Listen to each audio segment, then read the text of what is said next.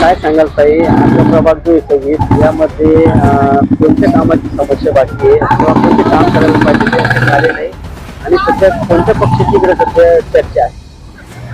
आम्ही सध्या पक्षनिहाय चर्चा न करता व्यक्तिनिष्ठ आम्ही राजकारणाकडे बघतो आहे आणि जो उत्कृष्ट कार्यक्षम कार्यकर्ता आहे आम्ही त्यांच्या पाठीशी उभे आहोत. कारण आमच्या प्रभागामध्ये म्हणजे प्रचंड मोठ्या प्रमाणात कामांचे नियोजन झालेले दिसत नाहीये. खरं म्हणजे पाहायला गेलं तर अर्धवट रोड झालेले आहेत, गॅस लाईन आहेत पण गॅस नाहीये, ड्रेनेज लाईन आहेत पण त्यांची योग्य निष्ठा त्यांचं नियोजन झालेलं नाहीये.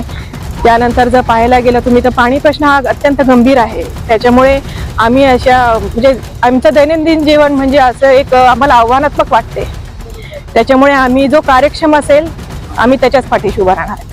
बरं, सध्या कोणत्या पक्षाची चर्चा आहे किंवा कोणता उमेदवार चांगला सक्षम वाटतो? सक्षम पाहायला गेलं तर आमच्या सर्वसामान्यांमध्ये मिळून मिसळून राहणारा आणि आम्ही ज्याला अडचण आली की लगेच आम्ही जो उपलब्ध असेल असा उमेदवार म्हणून मोहिते काका आहेत.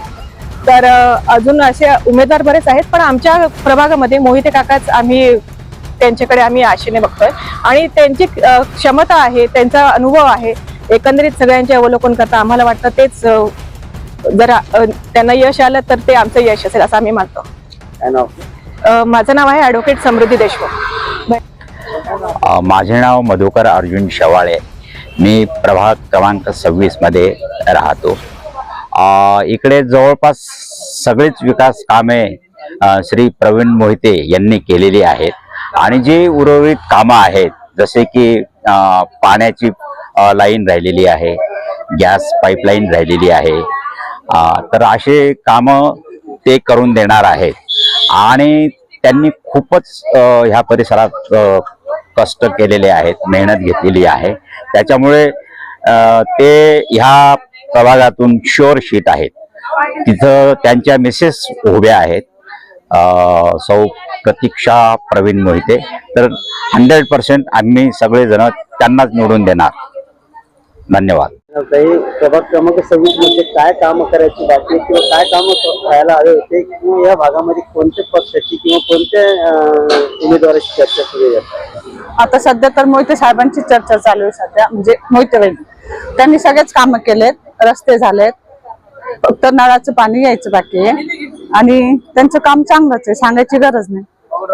अशामुळे त्यांचं नेतृत्वच तसं आहे, काम करण्याची पद्धत म्हणजे असं ते स्वतः येऊन बघतात कसं चालू आहे काम. काय वाटतं निवडणुकीत? हो 100%. आता आहे जनमत सगळ्यांचं मोहिते म्हणजे येतील, मोहिते वहिनीच येतील. त्यांचे कामच व्यवस्थित आहे ना आणि सगळ्यांना मदतीला धावून येणार आहेत. मशाल, शिवसेना. काय आपलं? कल्पना नरोडे. काय सांगाल ताई, या भागातील काय समस्या आहे आणि काय वाटतं सध्या कोणाची चर्चा इकडे आहे? सध्या इकडे उद्धव बाळासाहेब ठाकरे गटाचे उमेदवारांची चर्चा आहे आणि ते उमेदवार आम्हाला योग्य मिळालेले आहेत. त्यामुळे ते आमचा विश्वास आहे की ते विजयी होणारच. या भागातील काय समस्या आहे? ह्या भागातील समस्या आता फक्त पाण्याची समस्या राहिली. बाकी रोड वगैरे व्यवस्थित झालेले आहेत. पाण्याची समस्या आहे मोठी. कोण निवडून येईल असं वाटतं? उद्धव बाळासाहेब ठाकरे गट. कशामुळे? कारण त्यांचे काम खूप केलेले आहेत त्यांनी, चारही उमेदवारांनी. आणि विशेषतः आम्ही ज्या भागामध्ये राहतो तिथे प्रवीण मोहिते साहेब आहेत आणि त्यांनी पूर्ण म्हणजे कॉलनीचा विकास केलाय. एक पाणी सोडलं तर रस्ते वगैरे सगळेच कामं त्यांनी अगदी मनापासून केलेले आहेत. तुम्ही नगरसेवक होते किती? पूर्वी ते ग्रामपंचायत सदस्य होते म्हणजे आहेत. काय वाटतं निवडून येतील? येस 100%.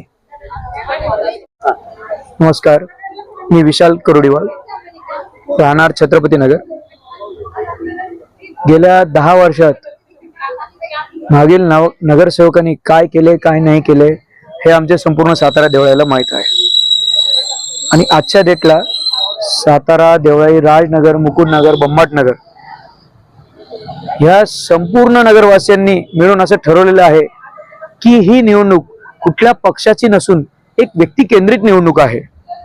आता व्यक्ती केंद्रित निवडणूक म्हटली तर संपूर्ण अभ्यासक्रम केला असता किंवा व्यक्ती कोण असावी, व्यक्ती कोणत्या पक्षाची असावी आणि कुठल्या पक्षाने चांगले उमेदवार दिले. आजच्या डेटला जर तुम्ही बघणार सर की शिवसेना उद्धव बाळासाहेब ठाकरे ह्या पक्षाचे 4ही उमेदवार अतिशय सक्षम आणि भक्कम आहे. म्हणजे मी कुठल्या पक्षाचा निष्ठावान किंवा मी कुठल्या पक्षाचा पदाधिकारी म्हणून मी हे तुम्हाला सांगतोय अशी गोष्ट नाही.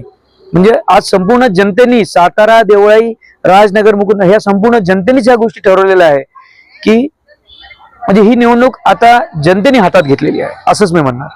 ही निवडणूक जनतेने हातात घेतलेली आहे आणि आता जनता 15 तारखेला मतदान स्वरूपात हे उत्तर नक्कीच देतील.